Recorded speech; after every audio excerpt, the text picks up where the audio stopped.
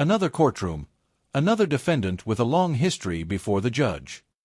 This time, probation violations and past juvenile crimes all come back into focus. And what the judge says next makes it very clear: second chances have limits. Have come to bring in this case if you want to.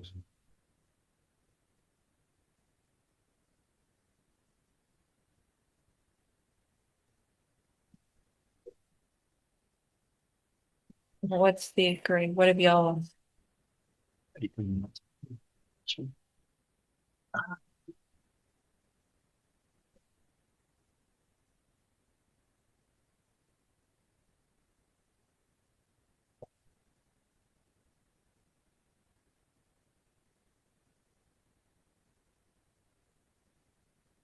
What day were we here February 24th. for the plea?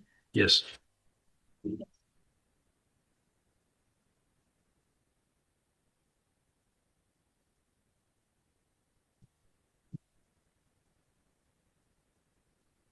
If it's addressed on the second page of the PSI. Mike, give me just a second. No. Y'all left this open to me. It's up to me. I'm looking at jail incident reports and history, even though it's juvenile and no. All right, so you're Anthony Young. No. So, Mr. Young, you were previously in court.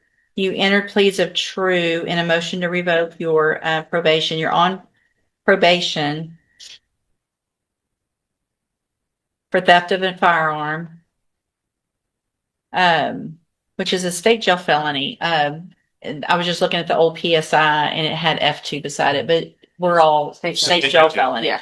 And so you entered pleas of true that you violated your probation and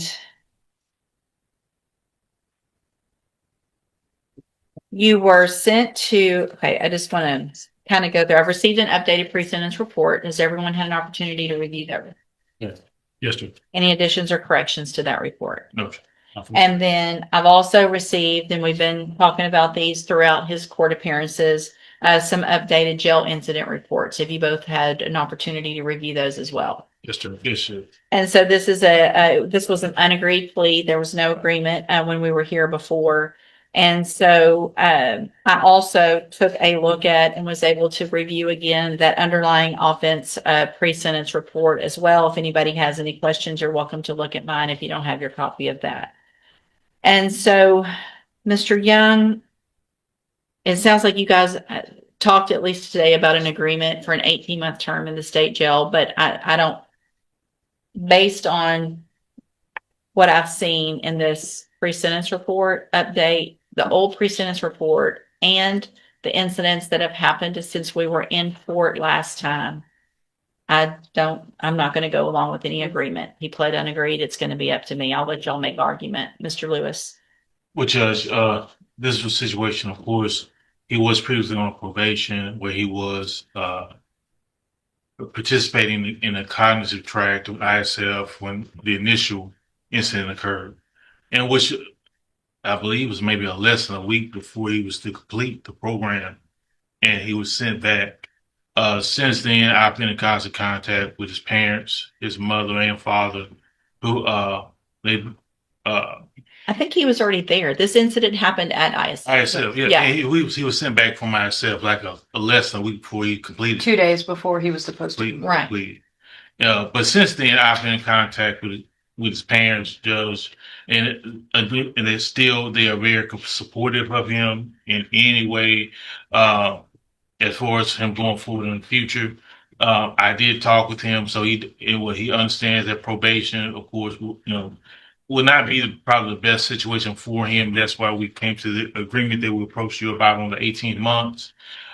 Judge, we would still ask for any 18 months or close to it in order to allow him to finish cleaning out any time to support things that's deserving at this point, and he can move on with his life. His parents are available. His father actually lives out of town, which could be a benefit to get him out into a new situation, a new circumstance to where he can start his life over.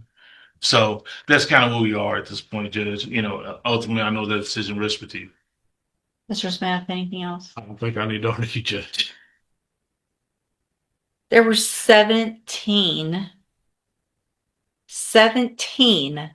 juvenile either offenses or failure to comply with the court order that ended you up in TJJD. So you've already been to juvenile prison and you got out of juvenile prison and you commit this offense. You're certified as an adult. I give you this great opportunity to go to ISF to get the tools you need, which you should have gotten in the first one was in 2019 to 2024. You're going through, you're on delinquent court probation. You should be getting all kinds of tools that you needed through the juvenile system. You should have gotten some more at TJJD. I give you an opportunity and you get to ISF and you just can't make it through. Then you get into our jail and you're told, stop getting in trouble. And you left court on the 24th and the first incident report was on that day. First one. After I said, don't get any more. And you went back and got one the very same day. And you've had 8 since then. You like to smoke. You like to do what you want. Like to horseplay. You like to, you're still acting, unfortunately, like a child. And you're not a child anymore. And you've been told that. And you've been given these tools. And at some point, you've got to get truly a wake-up call. And I think it's great that your parents are supporting you. You should have probably been living with your dad about 4 years ago if he's out of town. If that's what y'all are saying is helpful, then maybe sometime before the 17th time you got in trouble as a juvenile, somebody does something.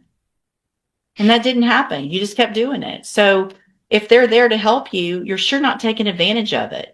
And that's on you, not on your family. If they're trying and you just choose to go run the streets and do what you want, which is what you've been doing. You had a robbery. We're not talking about just little things, right? We've got terroristic threat, criminal trespass, running away, assault bodily injury, assault family. So your family's trying to help you and you're assaulting them. Expulsion from your school, theft, robbery, aggravated assault. Assault causing bodily injury to a family member, terroristic threat, criminal mischief, escape while you're confined.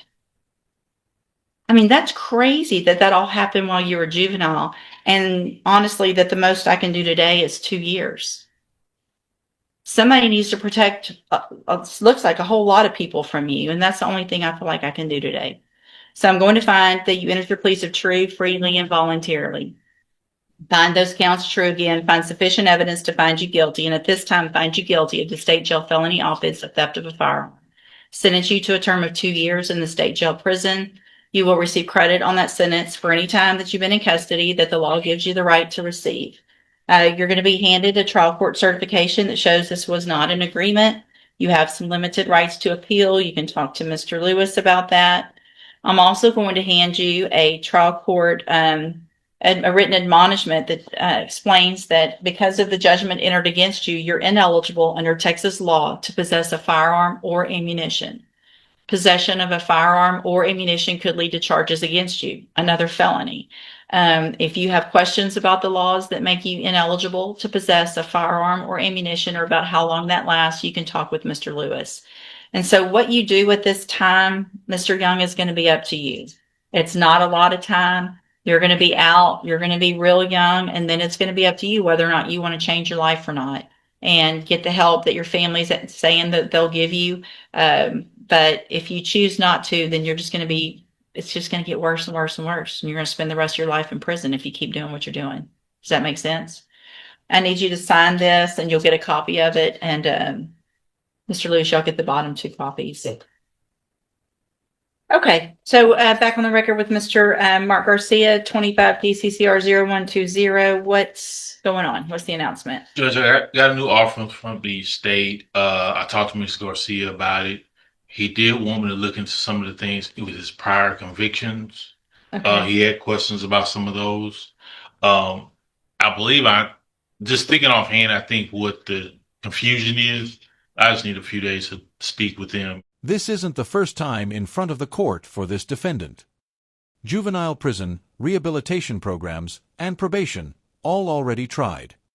But the pattern keeps repeating, and the judge lays it out step by step.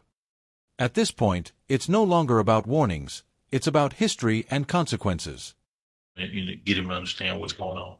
Okay, and there's been an offer made. Yes, it's a TDC offer to the second degree judge, and what we discussed was that the confusion may lie with the fact that the state jail conviction resulted in the 1244 county jail time is still a state jail conviction for the case of. And I think it would be a third degree because it's two state jails. Yeah. So it looks like there's two sets of state jail convictions. There were two in 2022, and then there were two in 2023 on the same date. So that would make two sequence state jails, which would make it a third degree. Okay. All right. I'll just do a normal reset, give you some time to visit with Mr. Garcia. Mr. Garcia, talk to Mr. Lewis.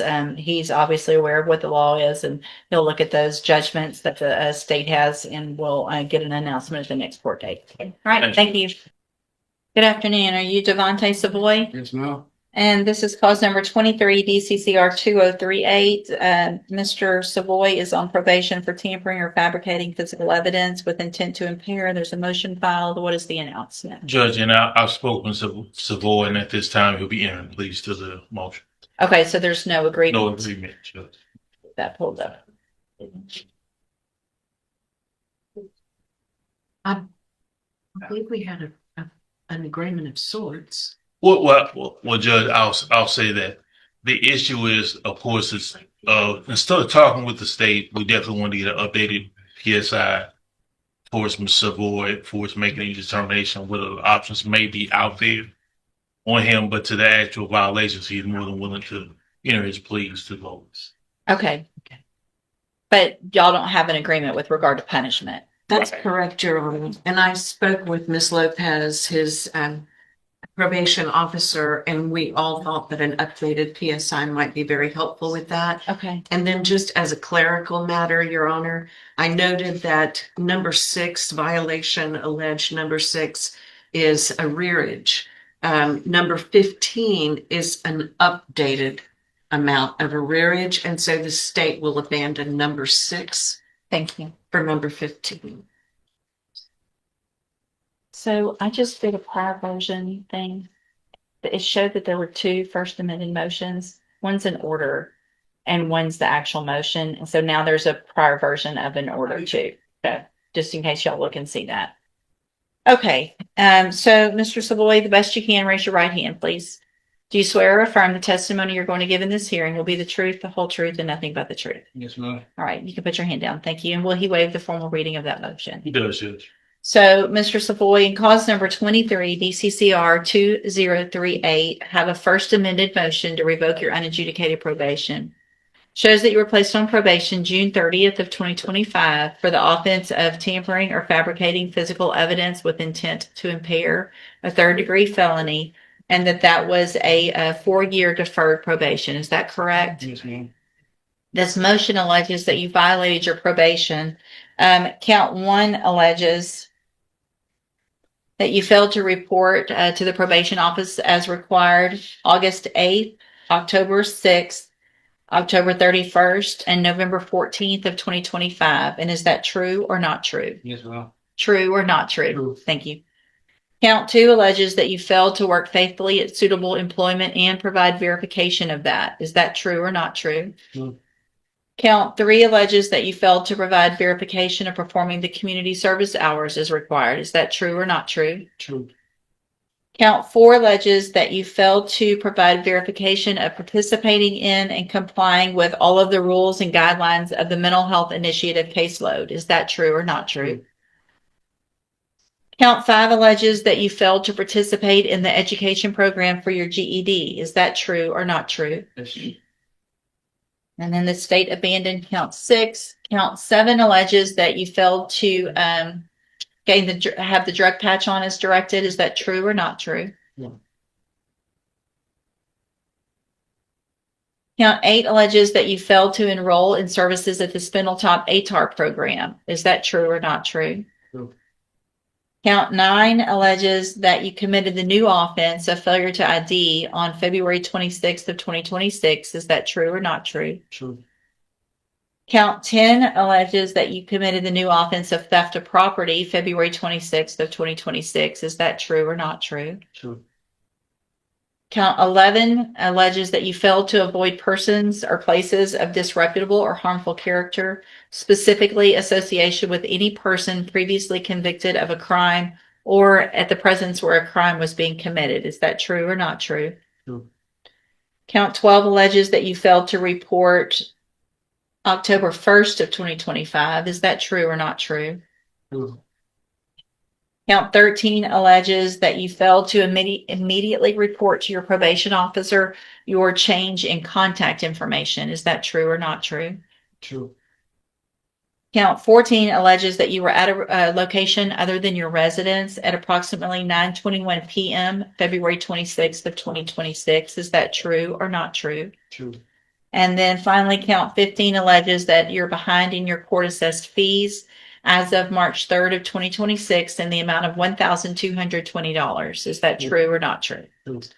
Did you enter your pleas of true to all of the counts except 6 that we left out freely and voluntarily? Yes, ma'am. And did you plead true to all of those counts because they're actually true? Yes, ma'am.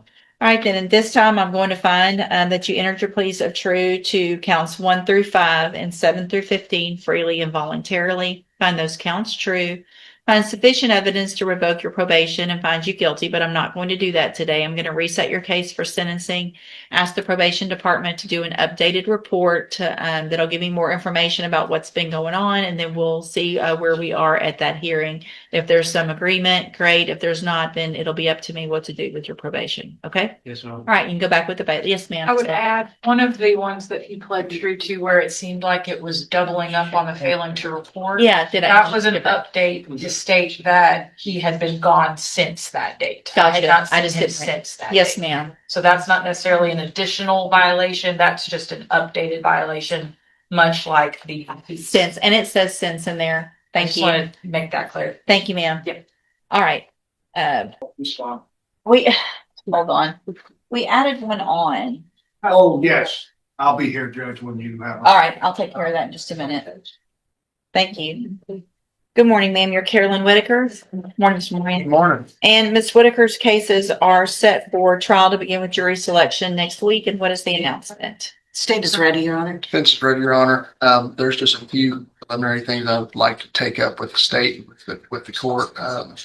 There's just a couple of motions that I filed, my standard motions, such as my, motion disclosure rule 702 witnesses and things like that. I've sent those.